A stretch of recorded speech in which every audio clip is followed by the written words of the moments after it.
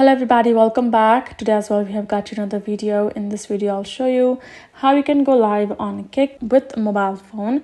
But before that, please do make sure to like our video, subscribe our channel, and yes, without any further delay, let's get started. First thing first, go to your Chrome, go to your browser and simply go ahead, type in Kick and go to their official website. Then go to your profile on the top right corner and then go ahead, sign in with your account, or if you don't have an account, go ahead, create one.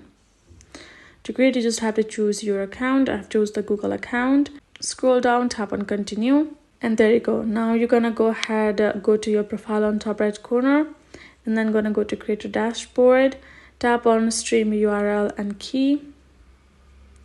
Now what you need to do is you need to simply go ahead, copy them, and then you're gonna go back to App Store or Play Store, and you have to download a streaming app. You're gonna go ahead, tap on Streamlabs, type that, and once you are in the Streamlabs, go ahead, tap on this, get downloaded. Then to open the app up, once you have installed that app, and then you're going to go ahead, create yourself an account. You can simply go ahead, do it with your Kick account. Once you have done that, you will be able to paste that particular link.